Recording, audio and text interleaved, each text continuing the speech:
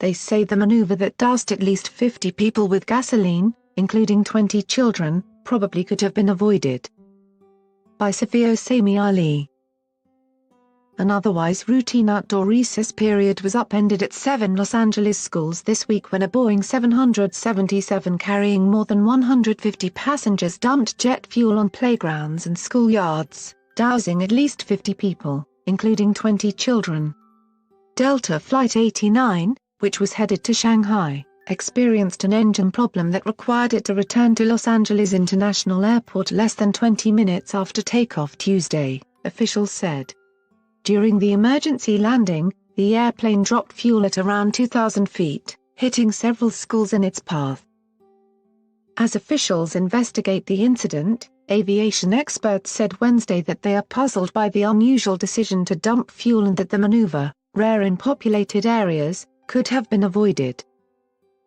Fuel dumps occur only to reduce planes' weights for unexpected landings because some of them have maximum takeoff weights higher than their landing weights, said John Cox, a former U.S. Airways captain who runs Safety Operating Systems, an aviation safety consulting company. In most cases, extra fuel weight is burned off during flight, but if a plane needs to land in an emergency, dumping allows it to be reduced quickly for a safer landing, Cox said. TAS said in a statement that the dump was required as part of normal procedure to reach a safe landing weight. While the procedure is standard for an emergency landing, it can be accomplished more safely if it is done at a high altitude, allowing the fuel to evaporate before it reaches the ground, and it can be done over designated secluded areas. At least 6 fuel dumps were reported last year, including incidents in Orlando, Florida, New York, London, and Canada. They all took place at high altitudes or on airport tarmacs, not over public places. The question investigators are going to ask is that if you're going to dump fuel, why didn't you advise air traffic control, and why didn't you go where fuel dumping is approved, which would not be over a highly populated area? Cox said. If you had an onboard fire or something like that, it makes absolute sense to do that. But this was not that case. The crew of Delta Flight 89 did not inform air traffic control that it was going to dump fuel, according to a review of communications, the Federal Aviation Administration said Wednesday. Typically, air traffic controllers direct planes to appropriate fuel dumping areas, the agency said in a statement. I'm just puzzled why these folks decided to do it this way, said Aero Consulting Experts Chief Executive Ross Amer, a retired United Airlines pilot.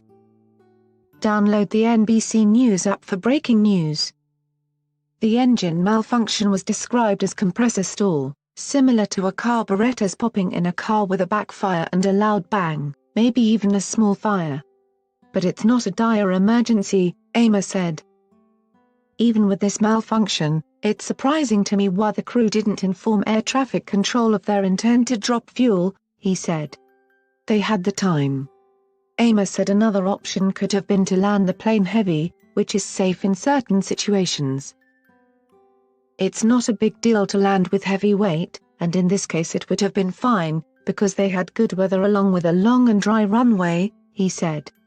Most of us would have just landed heavy, because the airplane could sustain with one engine.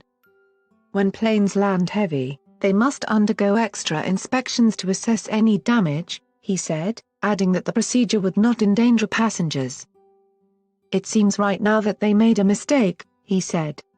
I don't know why they were in such a hurry, because it appears this was not a type of emergency where you needed to get down immediately. Amer said the airline and the pilots could face punishment, including fines or being ordered back to flight school, in addition to potential lawsuits from victims. Fortunately, no one was seriously injured, he said. Jet fuel is not a good substance, but you can get it on your skin and it's not going to severely damage it unless you're doing it for a long time. Acute exposure to jet fuels has been associated with such neurological effects as headache, nausea, vomiting, dizziness, fatigue, irritability, problems with attention and memory, according to a study by the National Research Council. Persistent effects can include peripheral neuropathy and behavioral changes, such as reduced performance on tests of attention and psychomotor speed. At least 20 children were treated for minor injuries after having been exposed to the jet fuel, according to the Los Angeles County Fire Department, which said more than 60 people from 7 schools were treated. The kids were safe. The paramedics were called. Firefighters, they were here within 3 minutes, 4 minutes, and the students that were experiencing symptoms were taken care of, said Ramona Garcia, principal of Park Avenue Elementary School. It was unfortunate, very unfortunate. It was not an experience that we want for our students or any of us, but thanks to the great support and the immediate response from school police, from firefighters in our district, everybody was safe, and we managed to pull through and went home very tired, but thank God everybody's fine, she said. Cox said investigators will closely scrutinize every decision made by crew members leading up to the dump. At the end of the day, it's the captain's decision. Once they declare an emergency, the sky belongs to them, and they are within their rights and responsibilities to make those decisions, he said. But there are just a lot of questions that need to be answered.